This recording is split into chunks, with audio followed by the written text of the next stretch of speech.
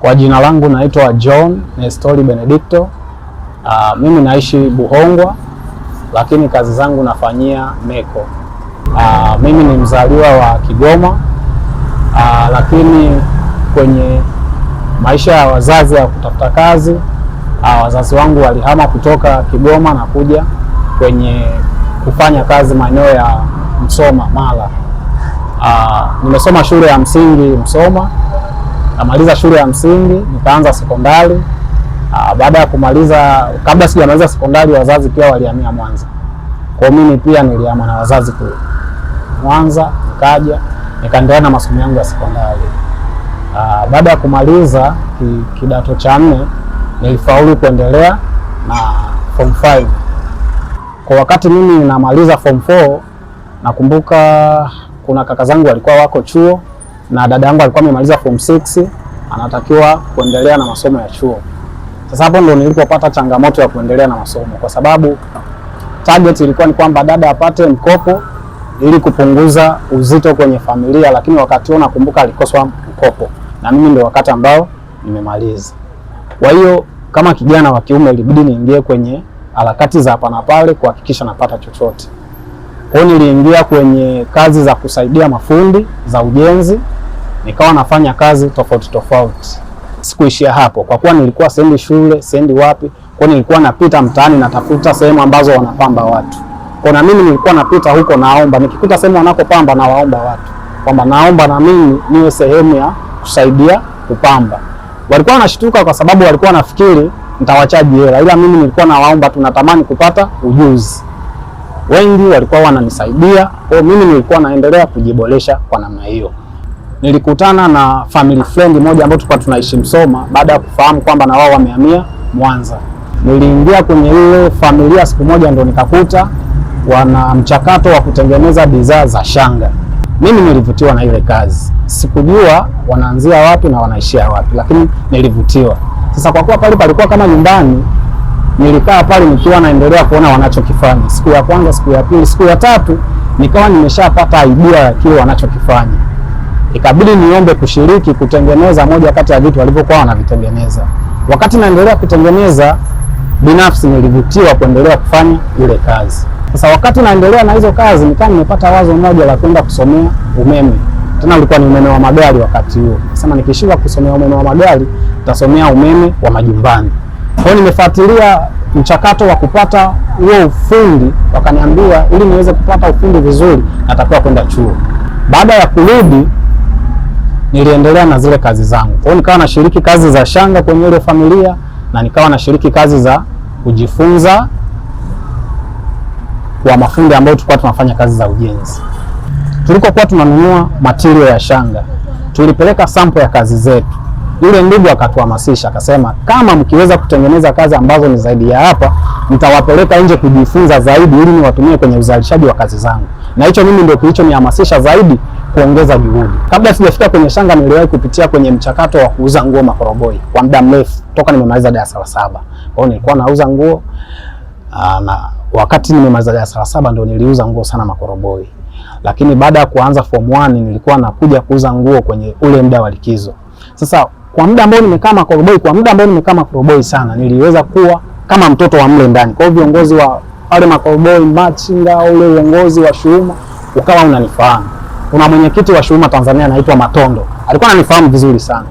Kwa hiyo baada ya kuwa nimeshaanza kutengeneza vitu hivi vya shanga, nilisema acha nikawatembee ndugu zangu ambao nilikuwa nafanya nao kazi za kuuza mitumba makoroboi. Nilivyoenda nikaa nimempelekea vest moja ambayo ni ya taa. Nikamwambia mzee, mimi kwanza tulisalimiana, baadaye akaniuliza hiyo bidhaa uliyoshika unauza? Ananiambia ndio nauza. Siku hizi naagiza vitu kutoka China. Nikamwambia hapana, hizi ni kazi ambazo nazitengeneza mimi mwenyewe. Alikataa.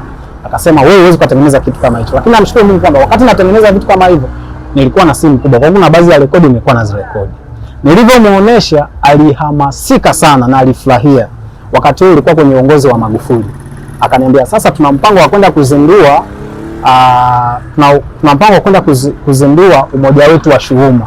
Kwa hiyo kama una uwezo wa kufanya kitu cha kututambulisha sisi Shuuma, mimi nitakubeba nikupeleke nikukutanishe na rais, alafu nitakufanyia mchakato wa kukuombea namna ya kuwezeshwa. Nikasema hayo ndio maombi ambayo mimi nimekuwa nikiyaomba muda mrefu. So nilirudi nyumbani nikatumia gharama zangu kuweza kutengeneza kila alichokuwa anakihitaji. Yeye alikuwa anahitaji nimtengenezee kitu kama carpet kwa kutumia shanga, lakini nizitengeneze kwa kutengeneza bendera ya Tanzania na niandike Umoja wa Shuma Tanzania. Na niliweza kufanya hivyo kwa sababu kwenye shanga nilikuwa nimesha master. Nilitengeneza na ile safari ilifanikiwa, japokuwa sikusafirishwa na yeye.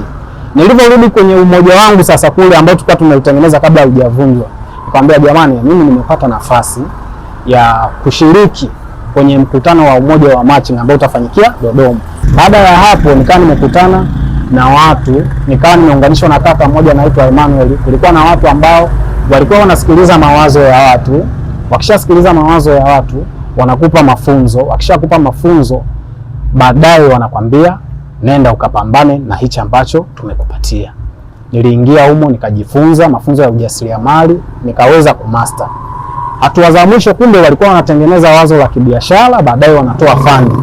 Kwa wakati huo niwe mkweli, nilikuwa nimeshanogewa na hizo 50 za mtaani, kwa hiyo niliona kile kinachoendelea kule ni kama ni mambo tu ambayo hayana ukweli. Kwa hiyo wenzangu wakawa wametengeneza mawazo, wakawa wametuma. Hatua ya mwisho mimi sikutokea.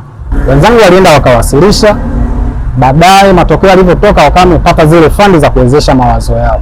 Na wale wakufunzi wakawa wamenilaumu sana kwa kushindwa kutekeleza. Lakini kwa wakati ule nilijiona niko sawa kwa sababu nilikuwa niko mtaani na napata kidogo ambacho kinaniwezesha. Sikukata tamaa.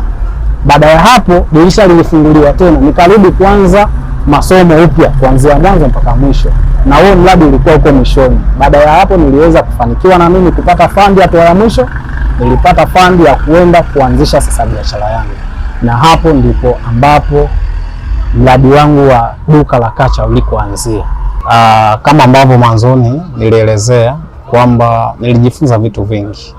Na tayari mpaka kabla sijaanza hii biashara sasa tayari nilikuwa nimeshapata ujuzi tofauti ninao.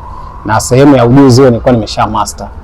Lakini sasa nilianza kuangalia kwamba mimi naenda kuishi maisha ambayo ni endelevu. Lakini hizi kazi ambazo nimejifunza zilizo nyingi ni kazi ambazo wakati mwingine zinakuwepo, wakati mwingine zinapotea.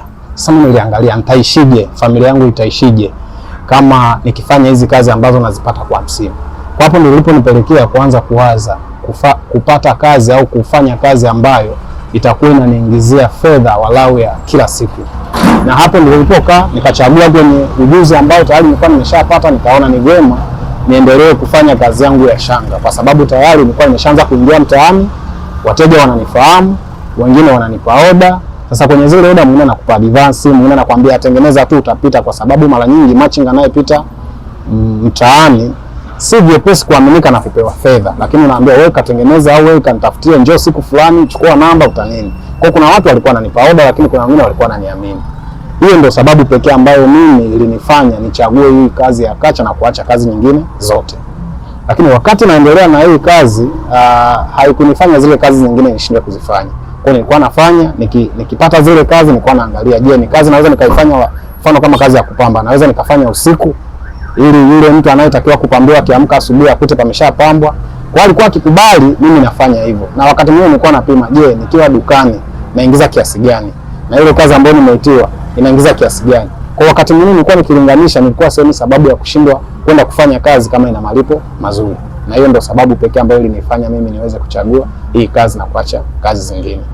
Changamoto mara nyingi kwenye biashara ya kacha ambayo nimekuwa nikikutana nayo, ambayo nimeitambua kabisa, moja ni sehemu ya wateja wetu hawana elimu ya kutosha na hawana uelewa juu ya hizi bidhaa zetu za kitamaduni.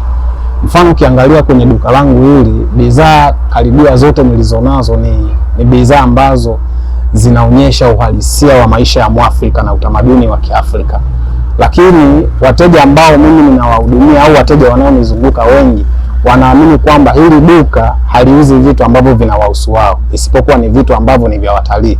Na wanapoongelea watalii hawajui kwamba wao wenyewe pia wanaweza wakawa ni watalii ndani ya nchi yao, watalii wa ndani. Lakini wao wanakuambia hivi vitu ni vitu ambavyo bwana ni vya wazungu, sisi hatuviwezi, bei inaonekana iko juu.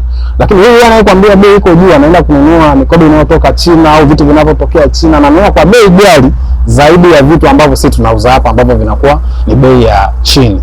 Sasa kwangu mimi niona inakuwa ni kama changamoto, lakini changamoto nyingine nina changamoto ya wateja pia kuwa na kasumba ya kuelewa hasa kuhusu hizi bidhaa za kitamaduni. Tuna watu wengi ambao wanaweza wakawa na utayari wa kulipia, lakini mtu anaweza kukwambia hivi vitu vya kacha sehemu yake ni kama vitu vya imani. Kwa mimi niko imani hii, siwezi kuvaa vitu vya imani hii, au siwezi kutumia vitu vya imani hii. Mfano, kuna baadhi ya watu labda wengine unakuta ni dini, wengine ninakwambia dini yetu hairuhusu labda mtu abebe kitu ambacho kimetengenezwa kwa shanga, au dini yangu hainiruhusu. Mfano, kama kuna zile konokono wanaziita simbi. Zile simbi ni malighafi ambayo ni ya kiasili kabisa, iko natural, na unaweza kutengenezea bidhaa nzuri, mfano kama necklace, bracelets, na wakati mwingine hata poche, na ikakutengeneza kuonekana mtu wa tofauti kabisa, na ukawa umebeba ule uhalisia na utamaduni ambao umeshiba vizuri. Lakini ukitengeneza kitu kama kile, unaweza kukosa mteja wa kumuuzia, hasa wale ambao hawafahamu, na ambao hawafahamu ni wengi kuliko wanaofahamu. Wanaofahamu ni wachache, wasiofahamu ni wengi. Kwa hiyo mtu kimtengenezea kitu kama kile, anaanza kuwa na zile imani kwamba hizi wanatumia waganga. Ukiuza kibuyu, mfano kama hivi, kuna vibuyu watu tunafanya decoration, unaweza kupamba ndani, lakini mtu anaweza kumwambia hizi wanatumia watu wa jadi, hizi wanatumia waganga, lakini si kweli. Hamna namna, vina mahusiano, ijapokuwa kwa namna moja ama nyingine ni kama wanaona waganga wanapenda kuvitumia vile vitu, lakini katika matumizi ya kawaida sina uhakika kama vina mahusiano na hivyo vitu. Kwa hiyo inakuwa ni kama changamoto, wateja wanakuwepo lakini hawana elimu ya kutosha kuhusiana na hizi bidhaa za kitamaduni. Ofisi kama hivi unavyoiona ya Mishiki kwangu ni manufaa makubwa na ni faida kubwa kwa upande wangu, kwa sababu mwanzoni, kumbuka, nilikuwa niko kwenye kibanda ambacho muda wote kinaweza kikahamishika. Kuna wateja ambao walikuwa hawawezi wakaniamini kwamba huko hapa, yawezekana tukaja kesho na kesho kutwa tusikukute. Lakini wakati ule pia biashara ilikuwa haijasajiliwa, haiko rasmi. Kwa hiyo yani mteja mwingine anashinda nitakupata wapi? Kwa hiyo imani anakuwa nayo, lakini inakuwa ni ndogo. Kwa hiyo baada ya kuwa nimepata chumba hiki kwangu, nilipata imani kutoka kwa wateja. Mteja anakuja na kukuta umepanga hapa, kwa anakuwa na imani kwamba hauwezi kuhama. Na mwingine anakuja anaweza kukuchallenge kwamba umesajili biashara na nini, ili aweze kujiridhisha zaidi. Namshukuru Mungu kwamba biashara niliweza kuisajili. Kwa hiyo kwangu hiyo nilihesabu kama faida. Faida nyingine niliyoipata baada ya kuoa, nilifanikiwa kupata kiplot kingine, nikawa nimeweza kutafuta at least nijenge kichumba kimoja, niweze kutoka kwenye maisha ya upangaji niende kwenye maisha ya kujitegemea. Kwa hiyo ni faida nyingine ambayo ilitokana na hii biashara ambayo naifanya. Sasa baada ya kuwa nimehamia huko ambako nilikuwa nilikohamia kule kwangu, kwa hiyo niliona nitafanyaje shughuli nikiwa natoka mbali na nakuja sehemu ambayo kufanya biashara ni mbali. Kwa hiyo niliweka pia malengo, nikajipanga, nikawa nimetafuta usafiri wa kunitoa huko na kunileta kazini. Kwa hizo ni faida sehemu ambazo nilizipata kutokana na biashara hii.